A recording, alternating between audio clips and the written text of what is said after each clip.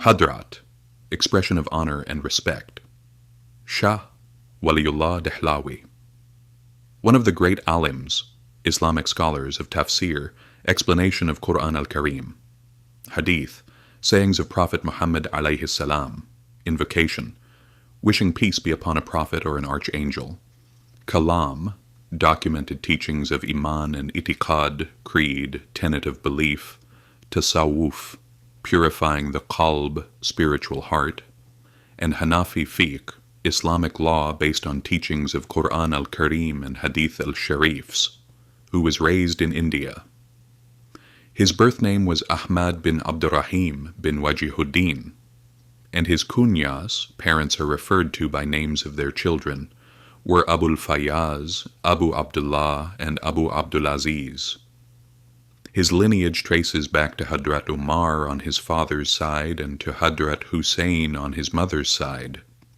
His laqab, word or phrase which describes the main quality of a person, were Qutbuddin, Shah Waliyullah, and Shah Sahib.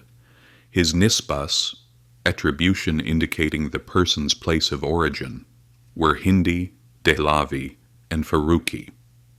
He is more commonly known as Shah Waliyullah Ahmad Sahib of Delhi. He was born in the Hijri month of Shawwal, year 1114, Maladi year 1702, in the city of Delhi, India. He passed away in Hijri, year 1176, Miladi year 1762. His qabr, grave, is next to his father's in what is now known as Mehdiyan on the outskirts of Delhi, and it is known and visited. His father, Hadrat Shaykh, title for respected elder head of religious teaching, Safiyullah Abdurrahim, Rahmatullahi Ta'ala alayh, may Allahu Ta'ala grant rahmat, compassion, and nimats, blessings on him. He was the highest of the uluma, plural of alim, of his time, a man of high spiritual rank in tasawwuf, highly respected by the alims of his time in a dream. Qutbuddin Ahmad Bakhtiyar, Kaki al-Usi, one of the great awliya, those loved by Allahu Ta'ala, of India, appeared to him and gave him glad tidings of a son who would serve the religion of Allahu Ta'ala, and instructed that he name the child Qutbuddin Ahmad. In another dream, Sheikh Abdurrahim saw a sign pointing him to marry the daughter of an alim named Sheikh Muhammad, whose daughter was named Fakhrun Nisa. From this marriage, Shah Waliyullah was born. His father had forgotten the dream of Qutbuddin Bakhtiyar, but upon the child's birth named him Waliullah. Later, remembering the dream, he gave him a second name, Qutbuddin Ahmad. At the time of his birth, many people in Delhi witnessed signs that a child had been born in Sheikh Safiyullah's house, who would serve the religion of Allahu Ta'ala.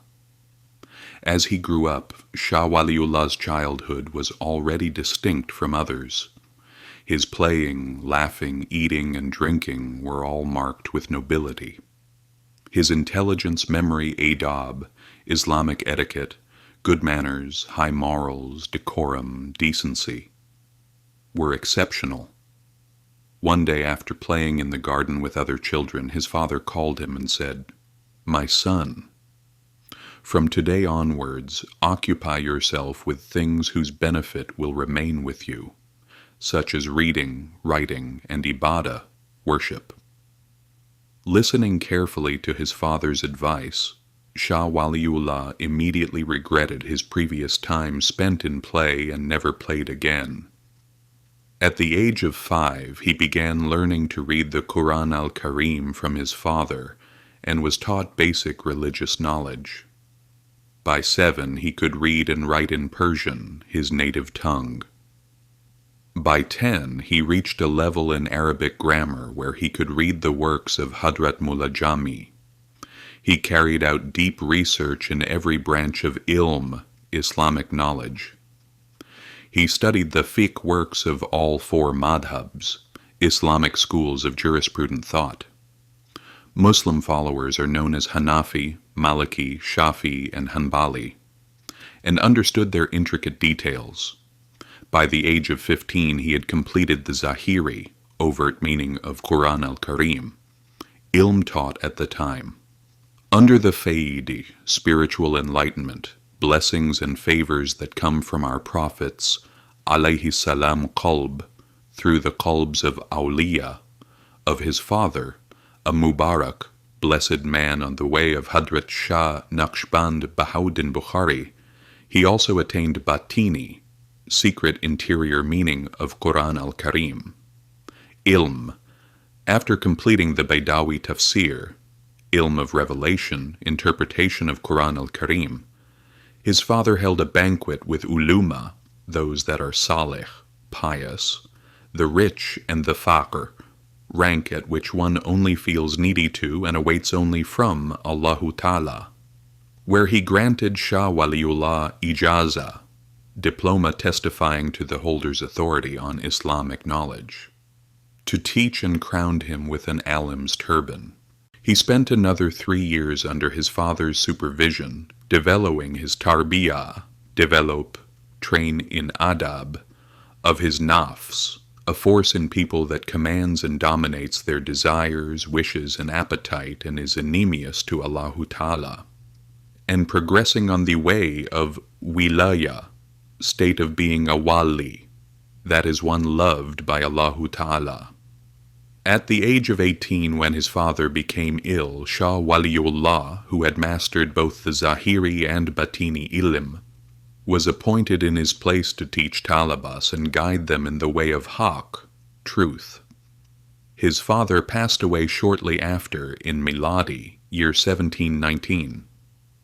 After the passing of his honorable father, Shah Waliyullah taught the Zahiri and Batini ilm from his father's platform for 11 years. His fame spread far and wide. Talabas came in flocks from all regions, found what they sought in his teachings, and returned to their homelands. Meanwhile, he continued reading, researching, and investigating. He deeply explored the evidences for the rulings of all 4 madhabs, Hanafi, Hanbali, Maliki, and Shafi'i, and better understood the heights, efforts, and devotion of their imams and alims. Though he was a master in all fields, he still sought to benefit from other alims. In Miladi year 1730, with the intention of fulfilling the obligation of Hajj and benefiting from the alims of the Haramain, Makkah and Medina, he traveled to Makkah Mukarramah. After completing Hajj, he met with the friends of Allahu Ta'ala from around the world who had gathered there. He benefited particularly from ilm and faid from Abu Tahir al-Kurdi al-Madani. He performed another Hajj and returned to India in Miladi, year 1732. At that time, India was in turmoil. Political authority was weak and unstable. Many people, due to ignorance, were imitating Hindus and other kafirs, unbelievers. Some Muslims had fallen into bid'ah, innovations to Islam and deviation. Sehalet, ignorance, had replaced ilm, and disgrace had taken the place of virtue. Corrupt religious figures had spread fitna, sedition, instigation, and Salih Muslims had become marginalized. In such a time, Shah Waliyullah returned to Delhi and settled in his father's old house near the Mehendian Bazaar of henna sellers in Old Delhi. He began teaching in that humble home. Ilm seekers flocked to benefit from his fayyidi and ocean-like ilm. His excellence in ilm and fayyidi soon spread across the land. The house became too small for talabas. Sultan Muhammad of the Gurkaniya dynasty built a madrasa, school of Islamic instruction, for him, This madrasa continued to provide ilm until the British occupation in Maladi, year 1857. The British, enemies of humanity and Islam, destroyed this esteemed institution, adding yet another atrocity to their historical record. Hadrat Shah Waliyullah began to spread ilm and faid from this madrasa, which would become one of the great centers of learning. Countless people benefited from him. The number of his talabas is unknown. After teaching all of them foundational ilm, he trained each one in the field best suited to their abilities. He sent his graduates to various parts of the country. He entrusted his talabas to the alims he had personally trained and focused more on writing books, ibadah, and solving complex issues. He dedicated himself to ilm so intensely that after Fajr, dawn, salat, he would begin his work and continue for hours without even thinking of food. Outside of salat, all his attention was on his studies. While reciting al-Karim with tilawa, recitation of the successive verses of al-Karim in a standardized and proven manner, the word of Allah Ta'ala, he showed utmost adab and attentiveness. When studying the hadith al-sharifs of Rasulullah sallallahu alayhi wasallam, salatu salam, invoking that Allah Ta'ala grant all kinds of goodness and superiority on Prophet Muhammed alayhis-salam, he would transform into a different state. One who didn't know him would pity his condition. Due to his adab and deep respect for al-Karim and hadith al-sharifs, Allah Ta'ala granted him lofty ranks. Although he had reached high spiritual degrees himself, especially in the ilm of hadith al-sharifs, he would say, Allah Ta'ala has granted us true kashafs, unveiling of divine mysteries. In this time, there is no one like Hadrat Mazhar Jan Janan. Whoever wants to advance in maqam, spiritual degree, should serve him. He would send his talented and eager talabas to Hadrat Mazhar Jan Janan. In his letters to Hadrat Mazhar Jan Janan, he wrote, May Allahu Ta'ala grant you long-lasting salamat, far from all kinds of fear and danger, for you are the manifestation of fazilat, virtue, morality, grace, and may He allow all Muslims to benefit from your barakah, abundance of blessings. In turn, Hadrat Mazhar Jan Janan said, Shah Waliyullah is a deep alim of hadith. He has pioneered a new way in understanding the mysteries of marifa, knowledge and acknowledgement of Allah Ta'ala, and expressing the subtleties of ilm. Despite all these superior traits, he is from among the alims of the straight way. He would also send his promising talabas to Shah Waliyullah. Hadrat Muhammad Abdulrahim al-Luqnawi explained about him, the great Imam of Himmat, inspire courage.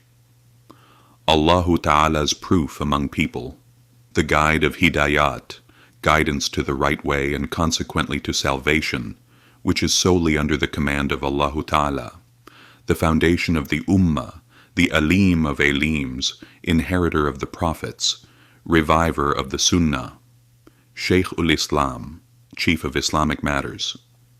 Hadrat Qutbuddin Waliullah bin Abdurrahim al-Umari al-Dehlawi is an ocean of ilm and a man of fazilat, virtue, morality, grace. Mufti, person that looks after Islamic affairs and informs people about rulings of Islamic alims. Ahmad Kaguri said, Hadrat Shah Waliyullah is like a Mubarak tree, whose roots are in his home and whose branches extend into the homes of Muslims. His ilm and faid have spread everywhere. In Hadrat Shah Waliyullah's Mubarak Suhbas, he said, Zakat, obligatory almsgiving, increases barakah, extinguishes gazab ilahi, divine wrath, brings faid and barakah, and removes the azab, torture, torment, agony caused by miserliness in Akira, hereafter. Love of wealth and stinginess harm a person. They distance one from the real purpose and cause anxiety and spiritual unrest. A person can only free themselves from this by getting used to giving away what they love to the poor. Once, a poor man asked me for something he was in desperate need. An ilham, inspiration, entered my qalb, commanding me to give him what he needed, promising immense reward in dunya and akira. I gave him what he asked, and indeed witnessed the fulfillment of that ilham. At times the nafs becomes excessive. Because of this, a person follows their desires. One must take measures to restrain the nafs. Sawm, fasting, is the best solution. Sawm weakens base desires. It is the most effective method to curb the nafs and evil desires. The more a person can rid themselves of these desires through sawm, the more their sawm serves as expiation for their sins. Malaks, angels, love those who make sawm.